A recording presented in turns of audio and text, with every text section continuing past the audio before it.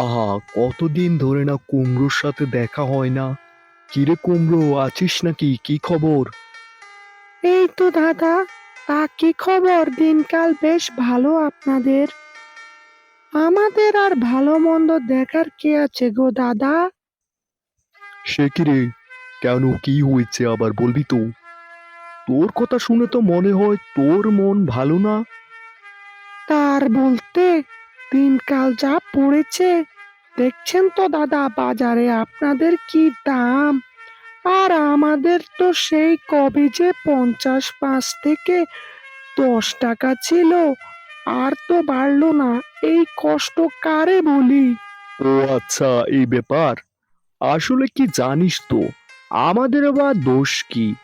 আমরা খেতে মিষ্টি, তাই আমাদেরও দাম বেশি।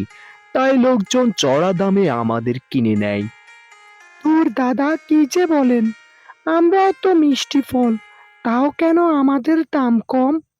আরে বাবা, আমাদের মিষ্টি আর তোদের মিষ্টি কি এক নাকি?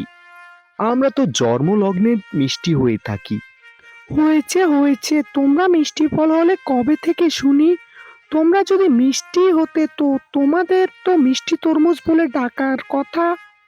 তা আমাদের কেন মিষ্টি কুমড়ো বলে ডাকে? আর যাই বলো না কেন তুমি, আমাদের যাতে মাসতুতো ভাই হয় তোমরা, কাজে ভিন্ন আর কই। তা তুই ঠিক বলেছিস রে, জাত কিছু এক হলেও স্বাদের কারণে আমাদের দাম বাড়ে। তাছাড়া আসলে সত্যি কথা বলতে আমাদেরও প্রায় তোর মতোই দাম পড়ে। ক্ষেত থেকে আমাদের কিনে নেয় 40 টাকা করে, আর ওই দুষ্টু মানুষগুলো বাজারে গিয়ে 500-600 টাকা বিক্রি করে। তা আমাদের বা দোষটা কোথায় বলতো? তা ঠিক বলেছ, তবে তোমাদের তো ক্ষেত থেকে 5 টাকা কিনে না নেয়, আর আমাদের তো বস্তায় 5 টাকা 10 টাকা করে নেয়। হায় কপাল! কি যে দোষ হলো আমাদের! আসলে কি জানিস তো, ডাক্তার আমাদের খেতে না করে এখন, কারণ আমাদের ভেতরে অনেক বাজে কেমিক্যাল দেয়, যার জন্য মানুষের ক্ষতি হয়।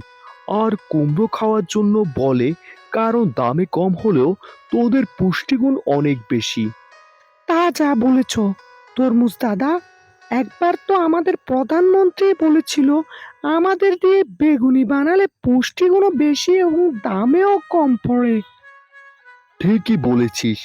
আর দেখ না, আমাদেরকে বলা হয়েছে যে বয়কট করার জন্য, কারণ যে হারে ব্যাপারী বিক্রি করছে তা সাধারণ মানুষের নিয়ন্ত্রণের বাইরে।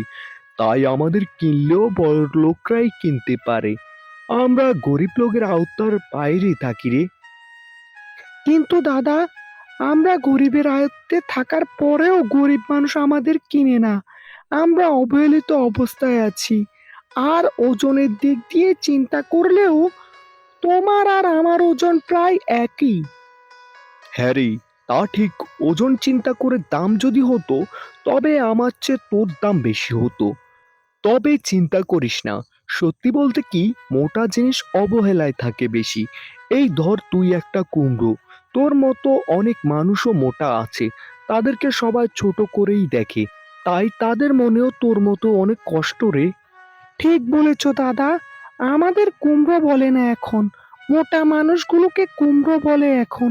আসলে কি, মানুষ আর ফল হোক না কেন, তার আকার দেখে দাম নির্ধারণ না করে পুষ্টিগুণ বিচার করে দাম ধরা উচিত।